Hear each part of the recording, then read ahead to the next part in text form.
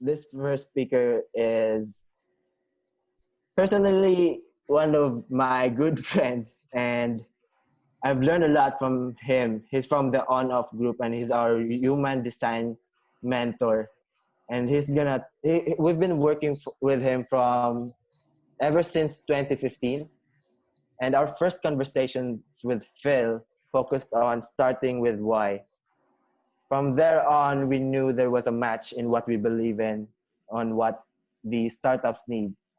And yeah, he's a guy I can reach out anytime. He's really fun to talk to, and I'd like you all to get to know him better today.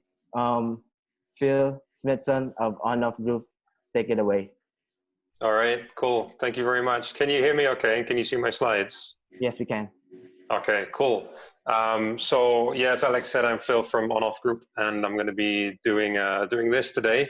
So talking for about 25 minutes ish, and then you're going to jump in and do a design thinking activity for about 60 minutes, and you're going to feel very uncomfortable later, and you're going to be hopefully meeting strangers later as well and asking them questions.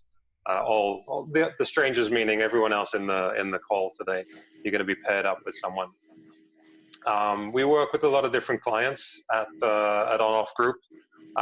We don't specialize in one industry, so we do banking, insurance, telcos. This week we just did a design sprint with a life insurance company looking at their claims process. And it seems that everyone has a human-centered design problem to solve, whether that's customer-focused or employee-focused. We try and help them figure that out, bring their team together, and just kind of get them aligned around a problem and get them coming up with solutions as well.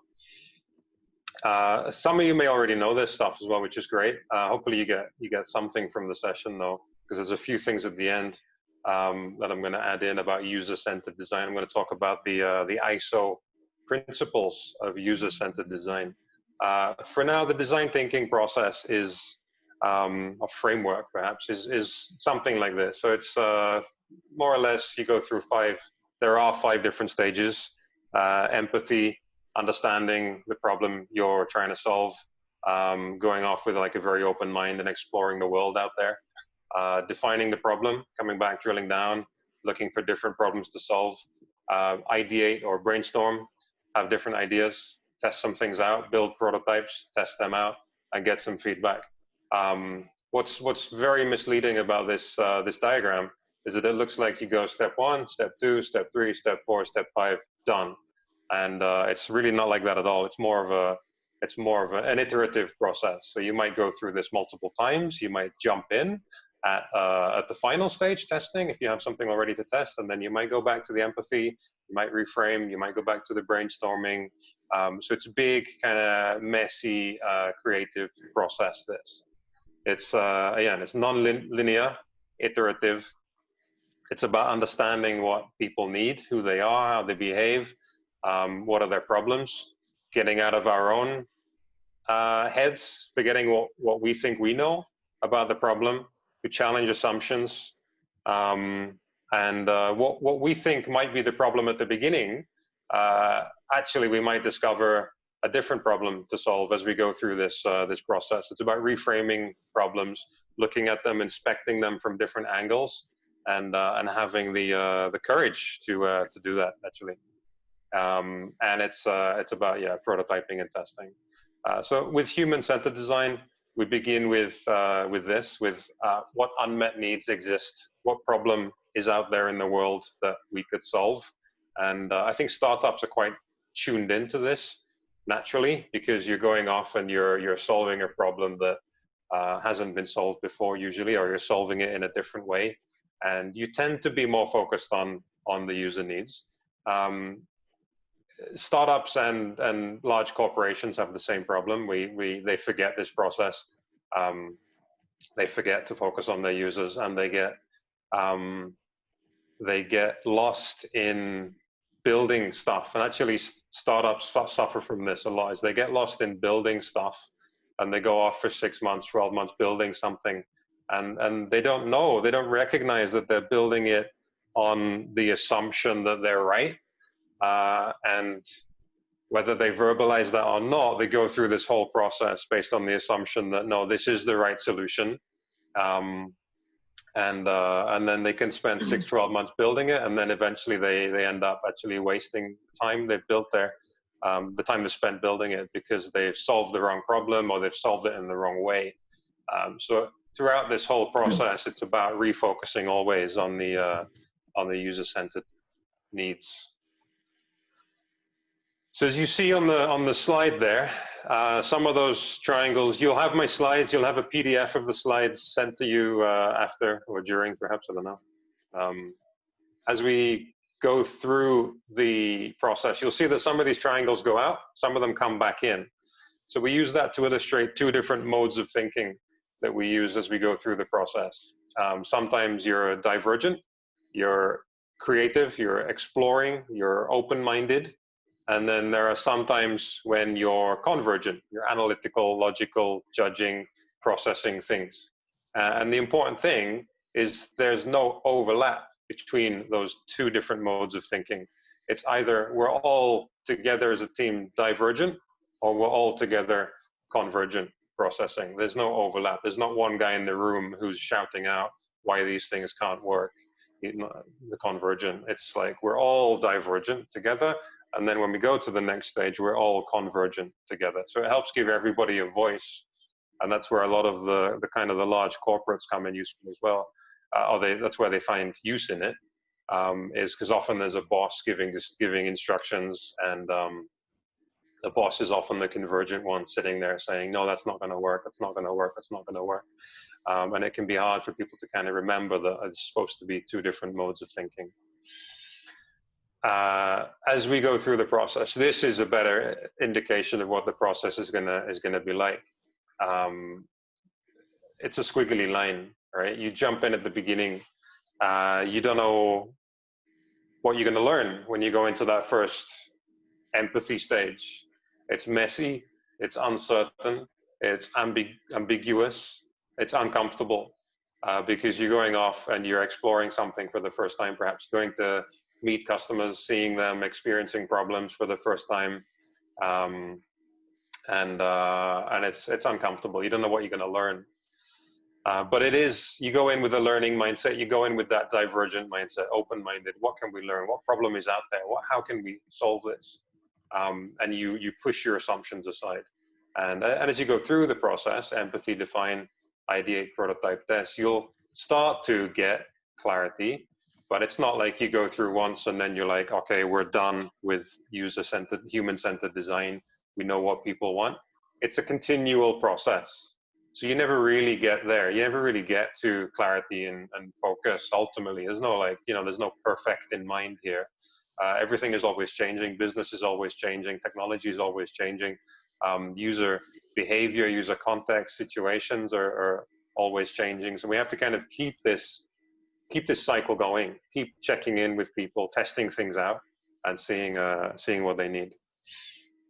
So empathy is simply the ability to put yourself in someone else's shoes, when you can mirror their thoughts, behaviors, and expressions. There's different ways of gaining empathy.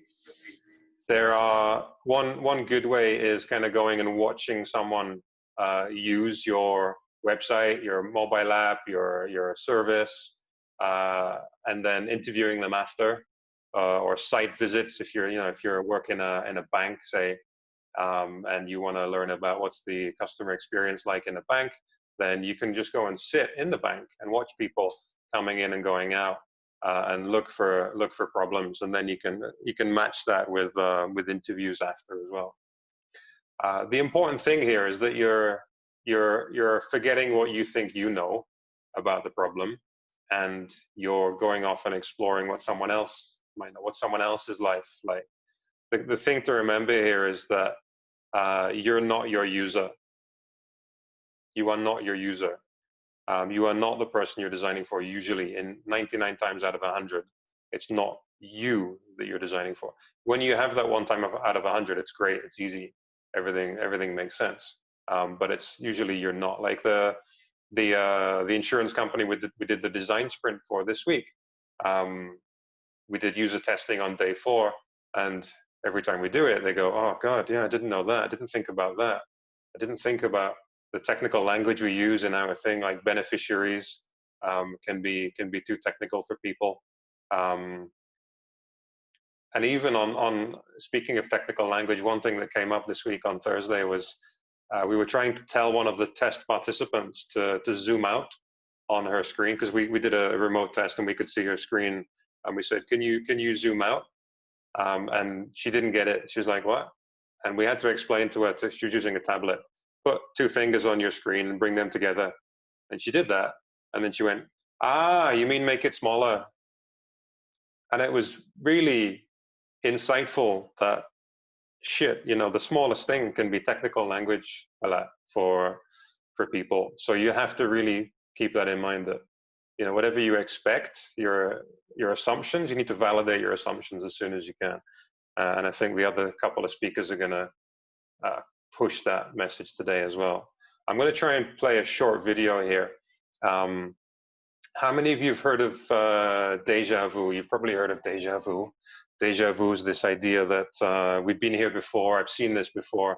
And often when we're solving problems, we have deja vu thinking about it. So we're like, yeah, I know that problem. I know that. I know what the customer needs. I know how to solve it. And it's a very convergent way of looking at the world. But here's a different idea. I'm hoping it's going to work.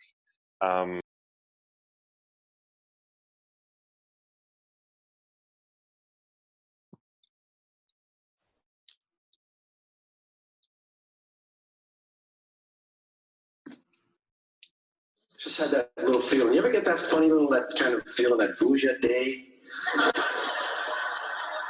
Not deja vu. This is Vuja day. This is a strange feeling that somehow none of this has ever happened before. Then it's gone, Did you guys hear that okay? I guess you heard that. Give me a yes in the chat box if you heard that. Okay, cool, thank you. So that's Vuja day. Vuja day is this idea that what if we haven't seen this before? What if we go off and experience the world as if we're seeing it for the first time? That's what my hat says, Vuja day.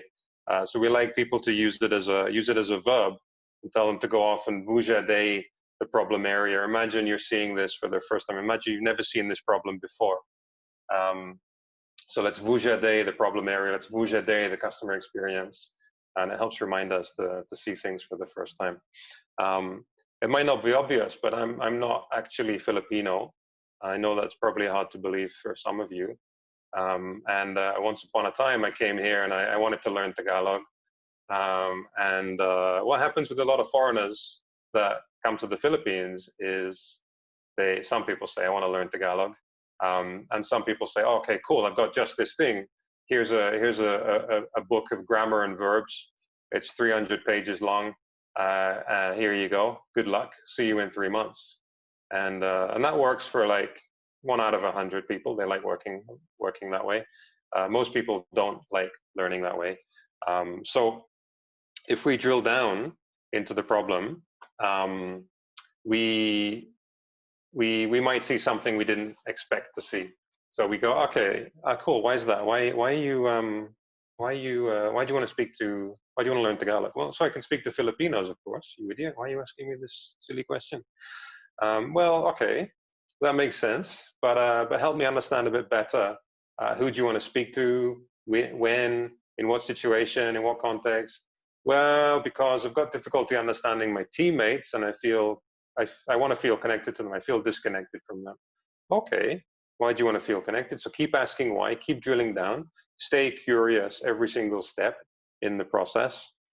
Well, because I'm not from this country and I want to integrate into life here fully. Okay, so now we've got a very interesting problem to solve. This one is the boring, foreigners need a way to learn Tagalog. How might we teach foreigners Tagalog? It doesn't help us, doesn't give us context, doesn't help us understand the problem better. But if we change it, if we drill down first, if we explore the problem by asking why, then we might get something more interesting. So how might we help foreigners integrate into life in the Philippines? By connecting with their co-workers. And this is a problem that I've solved with a startup, my startup called Learn Tagalog Fast. For a total beginner, we teach them 2 words in Tagalog. We teach them mag, and we teach them tayo. And then we tell them that, hey, you know what? You can already go and connect with your coworkers by using these 2 different things. So, for example, mag-lunch tayo, mag-meeting tayo. For any non-Filipinos, this means let's have lunch, let's have a meeting, let's have a beer, let's go swimming, let's go to the mall. So people do this first lesson, and then they go back to their office and they stay, they say something like, oh, tara guys, mag-mall tayo. And everyone laughs and they get good feedback, and they start connecting with their coworkers, and they enjoy it and they want to learn more. So it's about reframing that. We wouldn't have got there if we'd have took this surface level understanding of the problem and then went off and solved it. So we have to drill down and make sure that we're solving the right problem. It's about framing the problem right as well. If you look at this girl standing on the stack of books there, you might say, oh, she needs a ladder. And you go, the solution is a ladder. And then you start going off and saying, what kind of ladder, how many steps should it be, what color, should it have rubberized handles, how are we going to make it, what materials, and we go there, and we've gone down the path now. We've chosen a ladder, and that's it. That's all we can see. We don't see anything else often, and it's a shame. So there's a different way of doing it. If we separate the problem from the solution, if we zoom out a bit, and say that, okay, the problem is she needs to reach, then there are different ways of helping her reach. So how might we help the girl reach a book off the shelf? A ladder might be one way. An extra book to stand on might be another way. Redesigning the bookshelf so there's nothing higher than 4 feet is another way. Getting an adult to help is another way. There's many different ways. So if we separate the problem from the solution, we're able to come up with different solutions. So it's not how might we design a ladder, that's very closed. It's how might we help the girl reach. And further, if we spend time with this girl, watching her, observing her, and seeing her day, we might ask her, why is she getting a book off the shelf? And assumption might be that it's to study, but also you might spend time with her, and then you'll see that, oh, she's actually getting a book so she can have a bedtime story to read with her parents. And that's a very different problem to solve. So it's how might we help kids connect with their parents at bedtime, rather than how might we help her reach a book off the shelf. So if you stay with the problem, you might learn something you never learned. So it's important that we do that as much as we can. Once we're happy that we're solving the right problem, we want to go and brainstorm and explore different ideas, generate lots of different ideas about how we could solve the problem. We welcome crazy ideas here, because sometimes in a crazy idea there can be the seed of a good idea, or your crazy idea with my crazy idea together. Maybe that forms part of a new solution. So it's interesting. So there are rules that get us there, and there's one of them is defer judging. So we need to make sure that if I have an idea and I know that my boss is going to say, no, that's a shit idea immediately, he's going to shoot down all my ideas, then I'm not really going to be wanting to share my ideas with the boss or with the team. But if we have a space where, okay, guys, for this brainstorming session, 15, 20, 30 minutes, no judging. And then after, we'll all judge together. Then I can feel comfortable sharing crazy ideas. There are no bad ideas at this point. The only bad idea, in fact, is the idea that stays inside your head. That's a bad idea because it's not out. So you need to get your ideas out. At this point, quantity equals quality. Quantity is more important than quality at this point. Later on, we'll filter and sort. Ignore the hierarchy in the company. So, meaning just because the boss had an idea, it doesn't mean, and I'm speaking from experience, it doesn't mean the boss's idea is a good idea. So we need to welcome ideas from wherever. Like with the design sprints we've done with Meralco, they invite people who are from the top to bottom of the hierarchy, basically. So from people who are, you know, in senior leadership positions to people who are customer facing, and they take, like their job is to take money from customers and process their payments. They're in the workshop as well. So, and they can contribute no matter, you know, where you are in the hierarchy. You can have a good idea. And it doesn't have to be a fully complete idea. And I don't know if Gabe touched on this yesterday, but it's because some of these are from improv. So it's about building a brick, bringing a brick, not trying to build a house. So you build a small, your idea is a small brick that you can stick into a larger structure that other people will build together. So we're all bringing bricks. So there's no pressure to have the final perfect solution. And this is your guiding quote. The best way to have a good idea is to have lots of ideas. And if I feel, again, that my ideas are going to be judged immediately, then I'm less likely to want to contribute. I'll cross my arms and say, oh, okay, fine, you have an idea. It's not going to encourage me to contribute. So once we have these ideas, once we've processed them and converged on them as well, at some point, sooner rather than later, you want to build a prototype. And you want to test that out on people. So to give you an idea of this, we did this week with an life insurance company, and on Monday of this week, just gone, we got all their team together. So there's like, I think about 10 people. It's a bit too many, but we got 10 people together on Monday, talked about the problem, introduced some of the research they'd done, used that as the base. Monday afternoon, we were creating ideas. Day 2, we'd chosen an idea. Day 3, we built the prototype, and day 4, we tested it on users. So that's how quickly you can iterate. If your prototype takes you 3 months to build, it's not a prototype, is it? It's supposed to be quick and dirty. You're supposed to use it to get feedback, so you can learn about your solution, about the problem, about the people. And if it's taking you 3 months to build something and get learning from it, then it's a problem. So the prototype can take many forms depending on what you're building. It can be at the simplest level, a paper prototype. You can make a paper prototype for someone, put it in front of them, have them test it, and get some feedback. And this is very, very early in the process. You might have a few different paper prototypes that you're testing with, and you want to get a direction, a sense of which direction to go in. You can build, well, maybe not right now, but this is a physical 3D space, a physical space, where we can think about, you know, how would people interact in this space? Maybe if you have a COVID-related solution, maybe you're thinking about how would people keep their distance from each other. It could be a banking experience, somebody coming in and trying to get something from the branch, and people are acting out different roles here. They're simulating what the process flow would be like in store.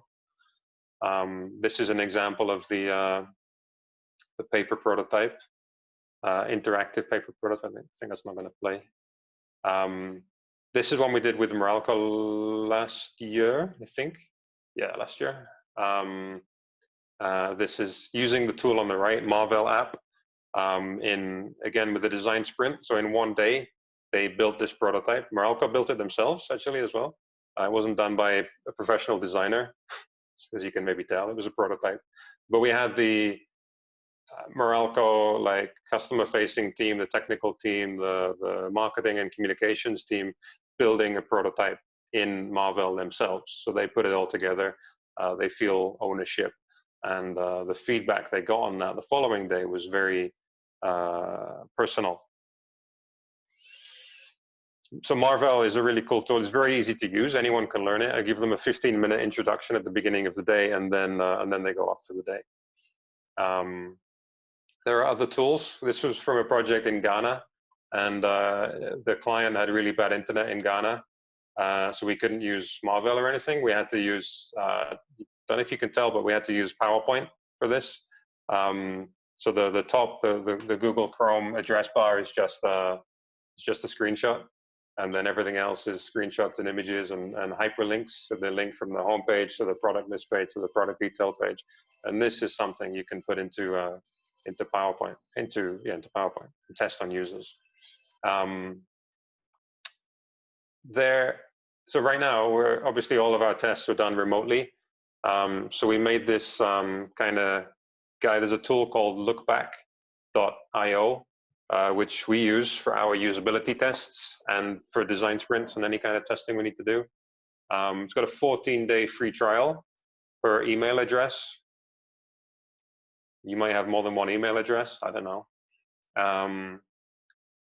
And then we do a lot of these, and getting participants and observers set up is not pain, but just to save us explaining everything again and again. We made this folder here with instructions of how to set up. Very simple. So if you want that, you can go and get it. Just access that URL. Again, you'll get a copy of the slides after, so no worries about missing any links or anything. So in a nutshell, that's kind of the design thinking process. This is how we behave. Very soon, in about 4 minutes, you're going to do it. You're going to go through one full cycle of this in 60 minutes. It's going to be absolutely crazy. But a couple of things I wanted to plant, I guess, before you come to me in a few weeks' time asking for help with your mentoring. This is one thing: exposure hours. This is a concept to get your head around and bear in mind. And the link is there. The number of hours each team member is exposed directly to real users interacting with the team's designs or a competitor's designs. This test we did on Thursday with this client was their first time ever to do a test like that. They've always relied on reports, hundreds. I mean, they sent us the decks before. It was like 150 pages, 3 documents of reports about what customers need. And it's really difficult, easy to get lost in that. So one thing I want you to bear in mind is, as you're building your startup, how many hours have you spent exposed directly to real users? Because you learn so much there. You spend an hour with someone and have them use your thing. You can do a really deep dive into their take on it. So the more exposure, the better. I'm also going to introduce you, here to the ISO standard for user-centered design, ISO 9241-10. I'll run through quickly. The design is based upon an explicit understanding of users, tasks, and environment. So who are you designing for? What are you trying to help them do? And what is their context? Where are they sitting? How are they going to use this thing? So you need to have an explicit understanding. So if I come to you and you say, hey, what do you think of this website we're working on? I can tell you my opinion, but my first question is going to be, well, I don't know. Who's it for?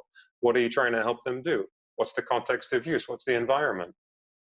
And if you can't, so you will very quickly have to answer those questions. Users are involved throughout design and development. So you don't just do testing at the beginning and then say, okay, thanks guys, and then go off and build something for 6 months. You refine the design through user-centered evaluation, so always involving them. Accept that the process is iterative. You're going to learn, you're going to iterate, you're going to change the design. The prototype we made on Thursday for this client is going to be changed. That's expected.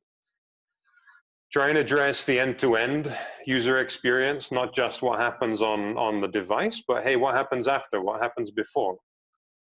And the more mixed your team can be, the better in terms of skill sets. If you have, put 5 developers in a team, then you're going to get a developer-led experience perhaps. But if you have a mix of people working together, then that's good.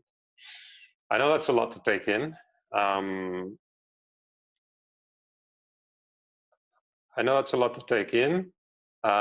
Mina, just reading your question. Any tips on how we can get that level of commitment from users commitment of getting involved throughout design and development. Absolutely, we pay them.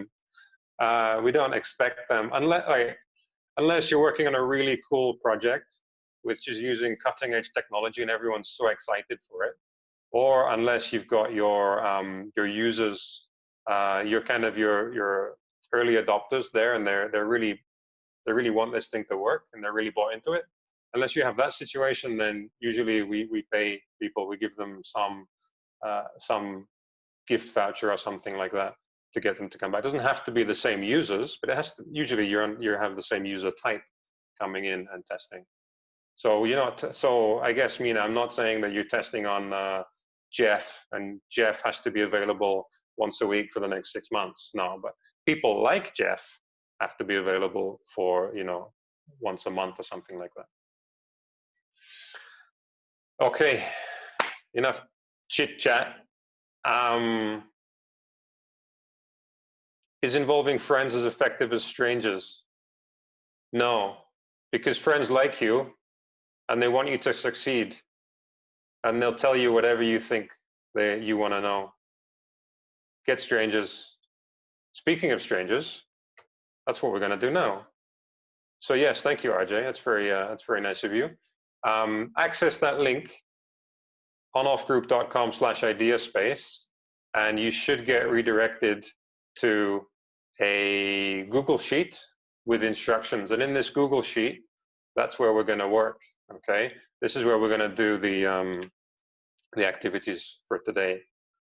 So I'm going to close that. Let me get my sheet open here. Can you see you should be able to see my screen? Maybe not. Oh no, let's stop. I'll stop sharing, then I'll reshare.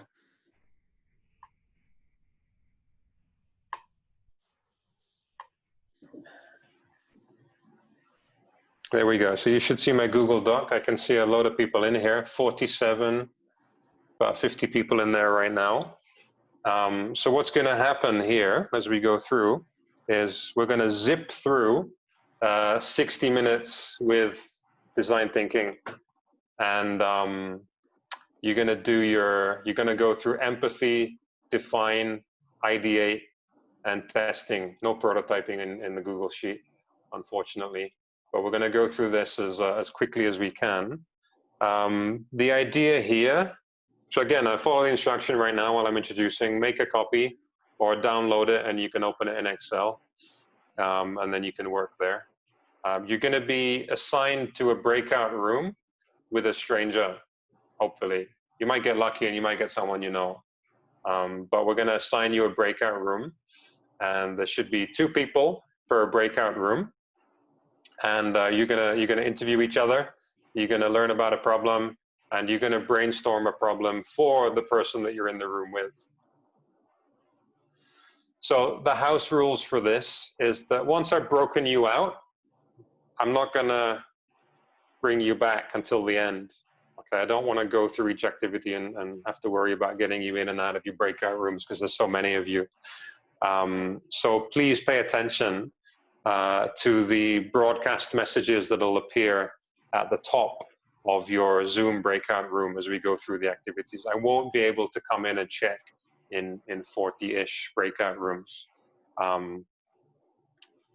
So I do rely on you following the instructions.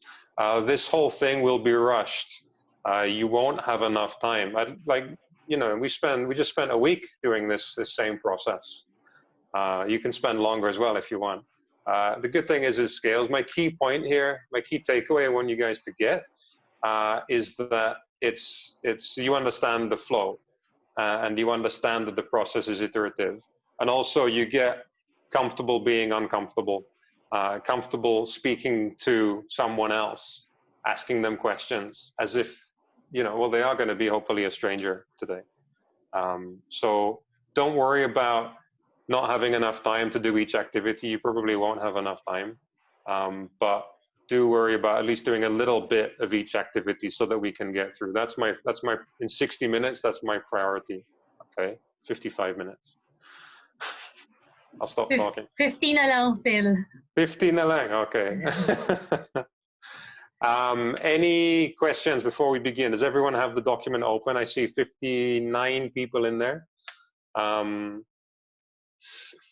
Okay, so Idea Space team, can we do the breakout sessions then? Let's get them in breakout. I can't see. Give me a few minutes. No, you don't have a few minutes. You have 10 seconds. I'm fixing the rooms. Sorry. Auto assign na lang, auto assign. The idea space team will be joined with the startup. Is that okay? Okay lang. And also you will be assigned to someone. I'll do my best. Okay. I apologize to whoever that person is, but I'll do my best. I won't be interviewing you, but you can interview me. That's fine. All right, got it. Okay. So very shortly, you should be getting assigned to a breakout room with a stranger. And then the first activity is going to be brain dump. Number 1, I'm going to give you 5 minutes to write down the specific challenges your startup currently faces. As soon as you're... Sorry, yeah. there will be breakout rooms that has 3 because we're okay, not... Len. Okay, Len. Right. So you can either manage your time as a 3, you can pair up, or you can just be an observer as the 3rd person. I'm going to let each breakout room decide how you want to do that. I'm not going to try and organize 40 breakout rooms. All right, it's ready. All right. So he's going to press the button in a second. You're all going to get auto-assigned to a breakout room, and then we'll regroup back at the end of all the activities. I'll be sending out broadcast messages as we go through. Can I do that, Bala, as if I'm in a room? Yeah, I will give you the host role. Perfect. Thank you very much. All right. So good luck, guys. This is going to be crazy. Let's go. Click on Join Breakout Room. You guys, we're back in the main room now. Is everybody back? Hello, I think everybody's back now. Are we all back? I think if everyone can mute their mics again, or can Idea Space help me mute everyone? Yeah, I've closed the breakout rooms anyway, so you should all be. Phil, you can unmute yourself now. Sorry, didn't know I was muted. Thank you. Okay, you didn't finish. That's fine. But hopefully you've you've got a sense of what the how fast-paced it can be, and how fun it can be. Speaking to a stranger, hopefully for the first time. I'd like to hear on the 7th sheet, Mina. Wow, I like it. So I've stopped there before the 7th sheet. The 7th sheet is iterate your ideas. So you went through. Let me just summarize: empathy. Asking someone else about their problems. You went to digging deeper on their interviews, asking why, exploring behaviors. You defined a problem, you took a stand. You might have come up with more than one problem. That's fine. Christian John didn't have a partner, so that's my other self. Good. You came up with loads of crazy ideas, high-level ideas. And then you showed them to or explained them to your partner. You got some feedback about what's missing, what they should add. And then now you're in a stage where you can go off and dig a bit deeper on the ideas, flesh them out a bit, build a prototype, get something you could show your partner. I was with Vincent from, was it Pharmocracy, I think? We had a good chat about on-off group and team building. If you guys want to continue this discussion after today or in the break today, that's cool. I think you might be able to solve each other's problems. But does anyone want to share back? How much time have we got, Idea Space, for share back? 10 minutes, I think. If anybody wants to share back, or I'll pick on someone and just share what that was like on the mic. Yes, we have 10 minutes, Phil. Thank you. Any volunteers, or should I pick someone from the chat? If you want to volunteer, send a message in the chat just to share back how that was for you. Or I'm going to pick on Mina. Hi, Mina. Since you got the sheet 7. Hello. Hi, Phil. Hello. We just started on sheet 7 actually. So that was a really fun experience. Of the 5 ideas I presented my partner, Roy, I had a good feedback on the 5th one. Do you have to share the problem or? Yeah, you can if you want. Yeah. Okay, so his startup is trying to launch a premium feature, but they weren't able to because of the pandemic. And then but I found out that after asking on the second page, I know on the third page, empathy, I found out that the budget constraints and the timing isn't really the issue. It's about having only one guy to develop the platform. So that's why they were kind of late in launching. So the pandemic and then all the issues where people are very tight with their pockets, it caught up to them, so they missed an opportunity. So I suggested that they can try to of my 5 suggestions, the first 4 were already tried by them, but the 5th one, I said that they can try to join tech events and network with people there, so that they can find someone who is willing to do it for sweat equity. Like I said, they can try to join Women Who Code if they have a woman on team, because I met someone there, or like I know people who may be willing to do it because of their passion for coding. Okay. So he's gonna try it now. Okay, cool. Nice one. Thank you, Mina. Anyone Thank else want you. to share back what it was like, what they learned, what the problem, solution? Or I'll pick on someone at random. Let's pick Michael from Tada. I feel. Hi, Michael. I feel. Okay. How was that? Was good. And with Arnold of Drop Down, we started with brain dump, manpower, tech side from him, funding and suppliers, empathy interview, basically Encovia affects everything. Proof our concept also at the same time. It's a challenge. Empathy for dig deeper, funds customer change of habits, customer change of expectations, lack of productivity, work is not 100% done before, market spending power change. But we focus on define. Arnold choose become more productive during the pandemic. Is having challenges due to changes in lifestyle and work. Solutions, ideas. First one, think and choose task activities that you like and don't like, and then set all the tasks in timeline, segmented it, and then set your daily routine. Fourth, if needed, watch a set motivation, inspiration videos if you need it. To give you the energy or podcasts, but just few limited minutes of time. And then lastly, bring up the MEPSIS. MEPSIS means mentally, emotionally, physically, immune systems, and spiritually, if you need it. Starting with discipline and ethics, set your daily routine. Discipline starting from your morning, if you're an early riser, until you finish it. Having good ethics and discipline, and then you practice and practice. That's our solution. Okay, cool. The rest what was the feedback? We will stop. I lost the Google Drive also, so it's okay. You ran out of time. Okay, all right, cool. Thank you very much for sharing. Joseph and Nina from Humble next. Hey guys. Yeah, we were partnered with Carl from Pahiram, and really enjoyed learning about his business and his challenges. We kicked off with understanding that his 3 key challenges were around pricing was the first one. The second one was on actual specific features, like which features he should focus on. And the third was around technology. But we down chunked more and more and kind of got to a bit more detail in each one. And I think the main one that we focused on and found interesting was the features element. And that when we down chunked more on this, it's really understanding where does the customer see value in his platform. And that was kind of quite clear that was the main issue. So the define moment was Carl needs to find a way, needs to choose which features to actually develop more and focus on, because he doesn't understand what the customer sees value in the product. So we came up with a bunch of, I wouldn't say amazing, but interesting ideas. One was to have a roundtable discussion with all of his users ever in history, or find and select certain ones, ask them questions. It's sort of more powerful than a feedback form.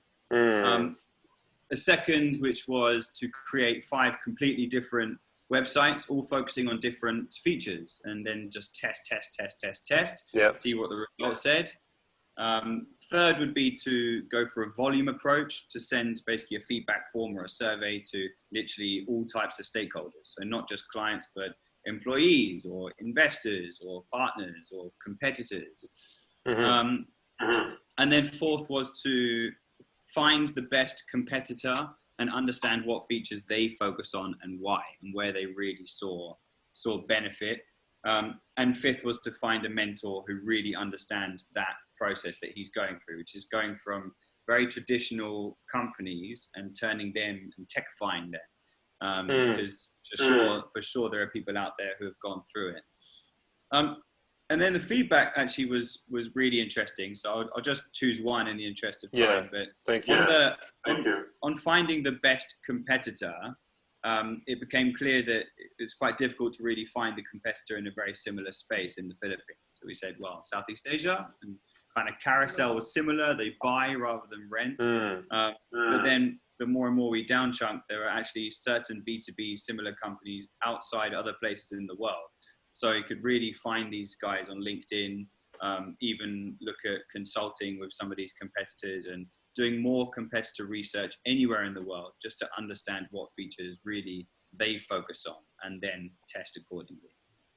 So yeah, it was a really valuable exercise. We enjoyed it a lot. Cool, fantastic. All right, thank you guys. I think we've got time, literally 90 seconds for Ralph from Urban Greens to share. And then I think we're gonna have to end, sorry. Ralph, are you there? Yeah, I'll be brief. I had a chat with Eileen, whose company is Skill Central, and they focus on connecting, particularly to teach you the skill of swimming, or you can't really swim these days. All the pools are closed, people can't go out. So what we discussed about was a lot of people are trying to learn new skills at home. So really, their platform should pivot or should include skills that you can learn by yourself at home in your own confinement, particularly with stuff that you have access to in your home, like maybe DIY stuff. A lot of people have been learning to plant stuff. A lot of people have been learning to bake. So like home DIY, learning new skills at home, I think that's more of a fit for the next couple of months instead of learning bigger outdoor skills that require bigger spaces. All right, cool. Thank you, Ralph. And thank you, everyone else. I've got like 90 seconds myself here, so I'm gonna do another screen share if I can find my screen. I just wanna reinforce these last 2 points that I already mentioned again, but you've probably forgotten. 2 things, the exposure hours, hopefully you can see my screen. The number of hours each team member is exposed directly to real users interacting with real designs. The more time you spend, the better the results will be, the better your designs will be. And then a reminder of, again, you'll have a PDF of this, the ISO-centered design, user-centered design principles. Users are involved throughout design and development. Designs based upon an explicit understanding of users' tasks and environments. And the design is driven and refined by user-centered evaluation. So again and again and again, you're going around, you're meeting users, you're fixing your design, you're improving it, changing it based on customer feedback. Don't forget that. If it's been 6 weeks since you've seen your customers, then maybe it's time to go off and meet your customers again. I'm gonna end there. I've got 10 seconds left. Thank you very much. I'll pass back to the Idea Space team.